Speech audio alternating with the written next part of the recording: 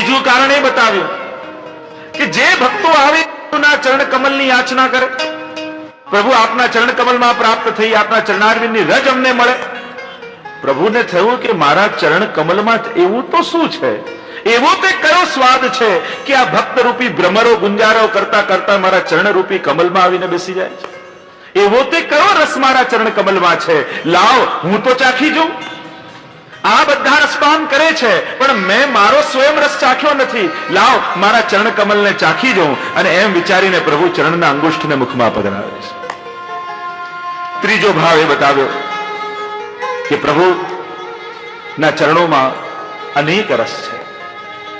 અને સ્વયં મહાપ્રભુજી વેણુ ગીતની સુબોધનીમાં કહે છે કે પ્રભુના ચરણારવિંદ એ સાક્ષાત ભક્તિ રૂપા છે.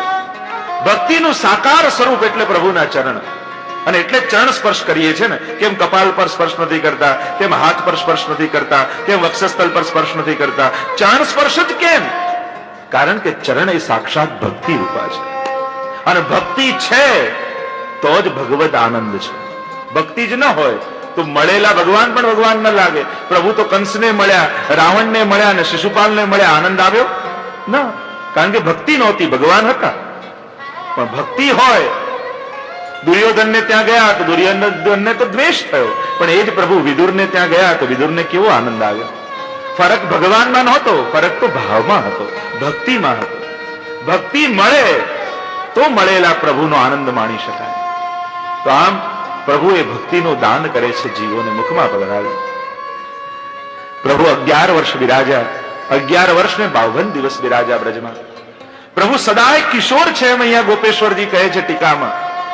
કારણ ભાગવતમાં આવ્યું કૌમારમ જહતુ બ્રજે, પ્રભુ બ્રજમાં સદા કિશોર બનીને રહ્યા, એમ ભાગવતમાં શબ્દ આવ્યો. તૃતીય સ્કંદના 2ય અધ્યાયના 36મા શ્લોકમાં કરતા કહ્યું એકાદશ સમાસ તત્ર ગૂઢાર્ચી સબલો વસત. એ તૃતીય સ્કંદમાં પ્રમાણ આવ્યું કે 11 વર્ષ બલદાઉજી સાથે ઠાકોરજી વ્રજમાં બિરાજ્યા છે. અને અક્રૂરજી લેવા આવ્યા એમનો માસ પ્રમાણે ગણતરી કરવામાં આવે તો 11 વર્ષ ને 52 દિવસ થાય છે. એનું પ્રમાણ તૃતીય સ્કંદમાં મળે. અને સદાય પ્રભુ કિશોર છે. તમે છઠ્ઠું આખ્યાન ગોપાલદાસજીનું વાંચો, એક બાજુ બાલ ભાવની લીલા અને બીજી બાજુ માધુરી ભાવની લીલા ચાલે. તમે પ્રત્યેક પદને જોતા જાઓ.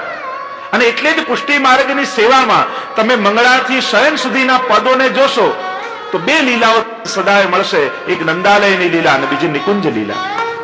એટલે પ્રભુ ભલે બાલક દેખાતા હોય પણ સદાય કિશોર રૂપે બ્રજમાં લીલા ઠાકોરજી કરી રહ્યા છે, એમ મહાપ્રભુજી આજ્ઞા કરે છે.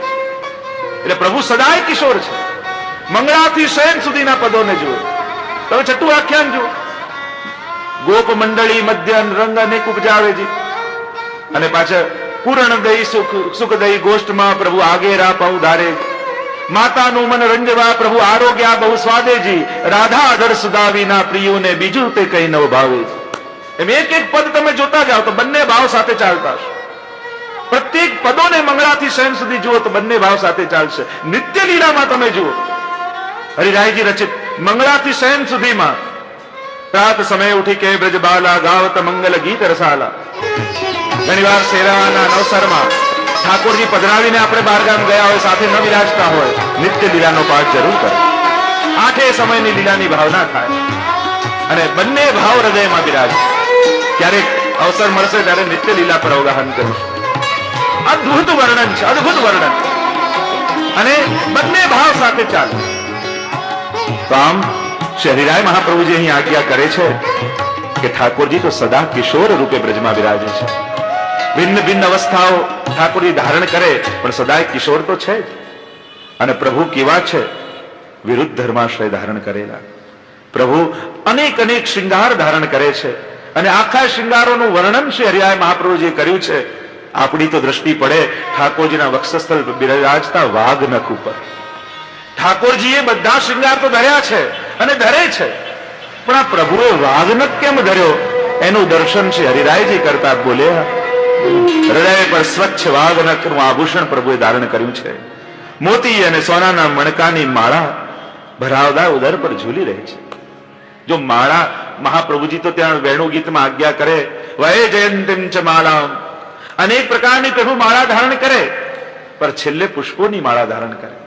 અને મહાપ્રભુજી આજ્ઞા કરે છે કે આ માલાજી એ વિક્ષેપિકા શક્તિ છે, પીતાંબર એ આચ્છાદિકા શક્તિ છે. પ્રભુના શ્રીઅંગને ઢાંકે જેટલું પીતાંબર પ્રભુએ ધારણ કર્યું હોય એટલું શ્રીઅંગ ઢંકાઈ જાય અને દર્શન ન થાય, કારણ કે પ્રભુ રસરૂપ બન્યા છે ને, અને રસ ઉચ્છલિત ન થઈ જાય એટલે ઢાંકીને રાખ્યું છે. અને માલાજીને વિક્ષેપિકા શક્તિ કહી. વૈજયંતીમ ચ માલામ, ચ શબ્દ સુબોધનીમાં મહાપ્રભુજી આજ્ઞા કરે, કેવલ વૈજયંતી માલા નથી, પણ ચ કહીને કહ્યું કે વનમાલા પણ પ્રભુએ ધારણ કરી છે. તુલસી કુંદ મંદાર પારિજાત સુરૈહિ પંચભીહિ કુસુમરેતિ વૈજયંતી પ્રકીર્તિતાઃ. આ 5 પુષ્પોની માળા એ વૈજયંતી માળા છે. વૈજયંતી માળા 2 પ્રકારની છે, એક મણી વાળી અને બીજી ફૂલો વાળી. તો અહીંયા વેણુ ગીતમાં પ્રભુએ પુષ્પોની માળા ધારણ કરી છે, મહાપ્રભુજી આજ્ઞા કરે છે. કમર સુધીની હોય એ વૈજયંતી માળા, ઘૂંટણ સુધીની હોય એ ગોવર્ધન માળા, ચરણ સુધીની હોય એ વનમાલા, અને ભાવાત્મક પ્રકારમાં બિનગુન માલા અને મરગજી માલા એ ભાવાત્મક પ્રકાર છે.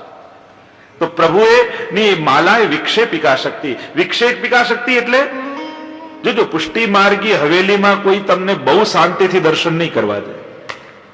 તમે ધારી ધારીને દર્શન કરતા હો ત્યાં જ કોઈ બોલાવશે, કોઈ હલાવશે, કોઈ આગળ આવી જશે, ક્યાં કોઈ ટેરો આવી જશે. તો મહાપ્રભુજી આજ્ઞા કરે, આ તો પુષ્ટિ પુરુષોત્તમ છે ને, બહુ ટકી ટકીને એમની સામે જુઓ ને તો એ તમારામાં મોહિત થઈ જાય, અને તમારામાં મોહિત થઈ જાય એટલે તમારી પાછળ પાછળ ચાલવા લાગે, અને પાછળ પાછળ ચાલવા લાગે તો પ્રભુની તો બધી લીલાઓ રહી જાય. એટલે આ માલાજી શું કરે, જે ટગર ટગર પ્રભુની સન્મુખ જોતું હોય ને, એટલે આ માલાજી થોડા હલે, વિક્ષેપ આપે, અને વિક્ષેપ આપે એટલે પ્રભુના મુખારવિંદની દ્રષ્ટિ ખસે અને માલાજી પર જાય. તો આ માલાજી એ વિક્ષેપિકા શક્તિ છે. પહોપમાલ લે કંઠ ધરાવે, સંકેત સદન કી ઠોર બતાવે. નિત્ય લીલામાં તો કેવી સુંદર વાત હરિભાઈજી કરે. આ માલાજી ગોપીજનો ધરાવે છે, એ શેના માટે ધરાવે? હા, વ્રજભક્તોનો ભાવ છે તો બરાબર છે. પહોપમાલ લે કંઠ ધરાવે, સંકેત સદન કી ઠોર બતાવે. આ માલાજી ખાલી ફૂલોની માલા નથી. અહીંયા તો ભાવ પ્રકાશમાં ભક્તો એમ બતાવે કે આ ફૂલોની માળા એ તો ક્યાં મળીશું એનો નકશો છે. જે થાગ રાખે કદંબનો અને કહે કદંબના વૃક્ષ નીચે મળીશું. પછી ગુલાબની પંક્તિઓ પરોવે એટલે કહે કે આખો માર્ગ પ્રભુને નંદાલયથી નિકુંજમાં આવવાનો બતાવે. ચંપાના પુષ્પો પરોવે, અનેક અનેક પ્રકારના પુષ્પો અંદર પરોવે, અને ઠાકોરજીને ગોપીજનો બતાવે. આ પહેલા કુંજ મોગરાની આવશે, પછી ચમેલીના વૃક્ષો આવશે, પછી ગુલાબના ફૂલો આવશે, અને પછી ત્યાંથી કદંબનું વૃક્ષ છે ત્યાં આપણે મળીશું. આમ સંકેત સદન કી ઠોર બતાવે. યશોદાજી આગળ કહેવાય તો નહીં કે આપણે ક્યાં મળવાનું છે, એટલે જ્યાં મળવાનું હોય એના ફૂલો ગુથીને આખો નકશો માળાજીમાં તૈયાર હોય, અને ફૂલની માળા ઠાકોરજીના કંઠમાં ધરાવે એટલે ઠાકોરજી સમજી જાય કે આજે ક્યાં મેળાપ થવાનો છે. સંકેત સદન કી ઠોર બતાવે. અને ત્યાં, અને એટલે તો થાક કહેવાય કે ઠાકોરજી આટલા દૂરથી આવે અને થાકી જાય એટલે ત્યાં આવીને બિરાજે, એટલે થાક ન કહેવાય, પણ ત્યાં યુગલ સ્વરૂપનો ભાવ છે, જ્યાં મેળાપ થવાનો છે. તો આમ માલાજી તો વિક્ષેપિકા શક્તિ છે. પ્રભુ અનેક પ્રકારની માળાઓ ધારણ કરે છે, અને માલાની ઉપર મોટા ઉત્સવમાં ઠાકોરજી વાઘનખ ધારણ કરે. તો વાઘનખ કેમ ધારણ કર્યો? ગોપેશ્વરજી પણ ટીકામાં અનેક ભાવ બતાવે. પહેલો ભાવ તો એ બતાવ્યો કે પ્રભુ બાળક છે, અને બાળકને કોઈની નજર ન લાગી જાય એટલા માટે વાઘનખ ધરાવવામાં આવે. બીજો ભાવ એ બતાવ્યો કે પ્રભુએ વાઘનખ ધારણ તો કર્યો છે પણ વાંકો છે. તો ગોપેશ્વરજી ભાવ બતાવતા કહે કે ઘણાના ભક્તોના હૃદયો વાંકા છે, અને વાંકાઓને સીધા કરવા માટે વાંકો જ વાઘનખ જોઈએ તો જ નીકળે. ઊંધો પડેલો ગળો હોય કુવામાં તો પેલું બિલાઈ જેવું સાધન આવે ને કાંટા વાળું, અને તો એમાં ભરાય ને નીકળે. એમ જે ઊંધા પડેલા ઘડાઓ છે ને એમને ભવસાગરમાંથી કાઢવા માટે વાંકો વાઘનખ ઠાકોરજી ધારણ કરે. ત્રીજો ભાવ એ બતાવ્યો કે પ્રભુ વાઘનખ કેમ ધારણ કરે, કે પ્રભુ સૂચિત કરી રહ્યા છે કે આ વાઘનખ વાંકો છે ને, હું પણ ત્રિભંગી છું, હું વાંકો છું. મને બહુ સીધો ન સમજતા, અને એમ ન સમજતા કે આટલું કરીશો એટલે ઠાકોરજી રાજી થઈ જશે. હું કેમ રાજી થવું એ તો કોઈ જાણતું નથી. હું તો અતિ વાંકો છું. અને કહે કે સીધી ખીલ્લી નીકળી જાય, પણ દિવાલમાં વાંકી થઈ જાય પછી એને કાઢવી બહુ અઘરી. એમ બાકી બધા તો સીધા જાય ને સીધા નીકળી જાય, પણ આ કનૈયો જેના હૃદયમાં ઘૂસ્યો ત્યારે એને કાઢવો અઘરો છે. ત્રિભંગી છે ને, 3 જગ્યાએથી ભંગ, ચરણમાં, કટીમાં અને ગ્રીવામાં, 3 સ્થાનેથી વાંકા. તો આમ સૂચિત કરે છે કે વાંકા વાઘનખથી કે હું બાંકો છું. गिरधर सबही अंग को बांको, बाकी चाल चलत गोकुल में, सबही अंग को बांको. એની લીલાએ વાંકી, એનું નામે વાંકું, એ પોતે વાંકું અને એના ભક્તો વાંકા. કારણ કે આ બાંકાને પામવા માટે બાંકા થવું જ પડે. ચોથો ભાવ એ બતાવ્યો કે ઠાકોરજી નિત્ય સકલ બ્રજમાં પૌડી વાલા કરે વિવિધ રસદાનજી. પ્રભુ વાગનક ધારણ રોજ કરે છે, કારણ કે રોજ કોઈ કુંજમાં પધારવાનું છે, અને કુંજમાં કોઈ ગોપીના ઘરે ઠાકોરજી પધારે અને પધારીને ત્યાં લીલા થતી હોય ત્યારે આ વાઘનખમાંથી નરસિંહજી પ્રગટ થાય અને સિંહ રૂપે દ્વાર પર બિરાજતા હોય. અને દ્વાર પર બિરાજે અને કોઈ એ ઘરમાં આવવાનું હોય યા એ કુંજમાં પ્રવેશ કરતું હોય અને આ સિંહને જોઈને ડરીને ભાગી જાય. અને આમ પ્રભુ નિર્ભય બની અને નિકુંજમાં લીલાઓ કરી શકે એટલા માટે ઠાકોરજી વાઘનખ ધારણ કરે છે. પાંચમો ભાવ એ બતાવ્યો કે જો સિંહપોળ હોય છે, નાથ દ્વારા સિંહપોલ પ્રાચીન હવેલીઓમાં નંદાલયમાં, એ સિંહપોલ શેના માટે છે? ઠાકોરજીની કંદરામાં, શ્રીનાથજીની કંદરામાં ચિહ્નો છે, એમાં નરસિંહજીનું ચિહ્ન છે. એ શેના માટે છે? એ નરસિંહજી દ્વાર પર બિરાજેલા છે, તો એને સૂચક રૂપે ઠાકોરજી વાઘનખ ધારણ કરે છે. અને નરસિંહજીનું કાર્ય શું છે કે જે અધિકારી કુંજના જીવો છે એમને જે કુંજમાં પ્રવેશ કરવા દે અને બાકી જીવોને ત્યાંથી બહાર કાઢી દે છે. અને એટલા માટે અધિકારી જીવોના પ્રવેશ માટે ઠાકોરજી વાઘનખને ધારણ કરે કે જેનો અધિકાર છે, જે પુષ્ટિ જીવો છે, જે દૈવી જીવો છે, એને જ આ રસની પ્રાપ્તિ થવાની છે. એટલા માટે આ વાઘનખ ધારણ કરે છે. અનેક અનેક ભાવો બતાવ્યા. વાઘનખ ઠાકોરજી તો લાલન છે, કોઈને નજર ન લાગી જાય એટલા માટે યશોદાજી ધારણ કરાવે છે. અને હવે ઠાકોરજીની ભિન્ન ભિન્ન લીલાઓના દર્શન હરિરાયજી કરાવવા લાગ્યા ગોપેશ્વરજીને. આ પ્રભુ તો કેવા છે, થોડી વારમાં રાજી થાય, થોડી વારમાં નારાજ થઈ જાય. અને આ બધી લીલાઓના દર્શન કરતા 17મા શ્લોકમાં લખતા શ્રી હરિરાય મહાપ્રભુજી બોલ્યા, ક્ષણવારમાં ક્રોધિત થઈ જાય. लालन आरोगता हो कहे मैया और थोड़ो माखन दे तो मैया के बस लालन बहुत खाली अब नहीं मिलेगा. लालन थाली ने लात मारी उभा थी जाए तो मैया मेरे को भोजन नहीं करनो, जाओ. क्षणम क्रुद्ध. ઠાકોરજી પડખું ફેરવ્યું, એનો ઉત્સવ ચાલતો હતો. યશોદાજીએ બધાને બોલાવ્યા અને ગાડામાં પલ્લું કરીને પોઢાવ્યા, રસ રાખ્યા. અને લાલનને આવ્યો ક્રોધ, અરે મારો મનોરથ મને ભૂલી ગયા, એવી લાત મારી કે શકટાસુરનો વધ કરી દીધો. ક્ષણમ ક્રુદ્ધ. એ ક્યારે ખીજાઈ જાય કોણ જાણે. વાર્તા સાહિત્યમાં તો તમે જુઓ કેટલા પ્રસંગો એવા તમને મળે. પ્રભુએ થાલ લાત જા મેં નહીં આરોગુંગો, પીઠ દે કે તાકો પીઠ દે કે બિરાજે, ઘણા શબ્દ એવા મળશે. કંઈક બોલવામાં ખોટું થઈ ગયું અને ઠાકોરજી પીઠ દઈને બિરાજી જાય. પણ એમનો ક્રોધ એ ભક્તનો નાશ નથી કરતો, ભક્તનો ઉદ્ધાર જ કરે છે. આપણી ત્યાં વિશેષતા એ જ છે. તમે ક્યારેય એમ સાંભળ્યું કે રામે રાવણને માર્યો અને રાવણ નરકમાં ગયો? શિશુપાલને માર્યો, ભલે 100 શબ્દ બોલ્યો, નરકમાં ગયો? કંસને માર્યો, ભલે એમને મારનારો હતો, પ્રભુનો વિદ્રોહી હતો, છતાંય ક્યાં એમ સાંભળ્યું કે આની અધોગતિ થઈ? ના. કામમ ક્રોધમ ભયમ સ્નેહમ ऐक्यम सौहृदमे नित्यम हरौ विदतो यान्ति तन्मयताम हिते. पंचाध्याय में इसीलिए सुखदेव जी ने कहा कि जब संशय हुआ परीक्षित के मन में कि महाराज काम भाव से गोपियां भागी, फिर भी प्रभु ने उनका उद्धार किया. सुखदेव जी कहने लगे वो भले कोई भी भाव से भागी हो, पर किसकी ओर भागी को मत भूलो. वो प्रभु की ओर गई है और प्रभु की ओर कामम क्रोधम भयम स्नेहम ऐक्यम सौहृदम. આમ કોઈ પણ ભાવથી જવાય પ્રભુ તો એનો ઉદ્ધાર જ કરે છે. આજ તો એમની અદ્ભુતતા છે. યમનાષ્ટકની ટીકામાં એ તો સમજાવ્યું, તવ ચરિત્ર મત્યદ્ભુતમ. યમુનાજી भी અદ્ભુત ચરિત્ર વાલી है. અને અદ્ભુતતા શું છે? અજાણે અધર્મી નાહી ગયો તોય માએ કર્યો ઉદ્ધાર. અજાણતા નાહવા માટે પણ યમુનાજીમાં સ્નાન કરી લીધું, છતાં યમુનાજી એનો ઉદ્ધાર કરે. આજ તો એમની અદ્ભુતતા છે. એમ જ પ્રભુની સન્મુખ કોઈ અભાવે યા કુભાવે પણ આવ્યો, છતાંય ઠાકોરજી તેનો ઉદ્ધાર જ કરે છે. તો પ્રભુ ક્રોધ પણ ઉદ્ધારક છે ભક્ત પર, ભક્તનો ભક્તનો ઉદ્ધાર કરે છે પ્રભુ. ક્ષણમ ક્રુદ્ધ, ક્ષણવારમાં ક્રોધિત થઈ જાય, જાઓ મેં નહીં આરોગુંગો. અને પાછા ગોપીજનો મનાવે, યશોદાજી મનાવે તો પાછા બિરાજી જાય. ક્ષણમ રુષ્ટ, ક્ષણવારમાં રાજી થઈ જાય, ખબર ન હોય. સ્વલ્પ વસ્તુ તોષિત, કોઈ સાધારણ વસ્તુથી સંતુષ્ટ થઈ જાય. પ્રભુ તો કેવા છે, નાના બાળક જેવા. પેલા નાના બાળકને કોઈ કિંમતી ઘરેણા આપે, સારા સારા રમકડા, રડતો જ જાય છે. એટલામાં કોઈ વ્યક્તિ આવ્યો, દરવાજો ખટખટાવ્યો અને એ ખટખટાટથી જોઈને પેલો બાળક રાજી થઈ ગયો. પ્રભુ તો આવા છે, ક્યારેક કયા પદાર્થથી પ્રસન્ન થઈ જાય. અને એટલે ધ્યાન રાખવું, પ્રભુ કોઈ કિંમતી વસ્તુથી જ રાજી થાય જરૂર નથી. હા, આપણો સેવક ધર્મ છે, ઉત્તમમાં ઉત્તમ વસ્તુ પ્રભુને ધરવી જોઈએ. પણ નિર્દોષ ભાવે જે પણ પ્રભુને આરોગાવો, પદ્મનાભદાસજી છોલે આરોગાવો તો એમાં પ્રભુ રાજી છે. અને પેલા વૈષ્ણવ 1.25 લાખનું ગુલાબ રાખે તોય પ્રભુનું મસ્તક ઝૂકી જાય છે. પ્રભુને ક્યારે કઈ વસ્તુથી પ્રસન્ન થાય કોણ જાણી શકે.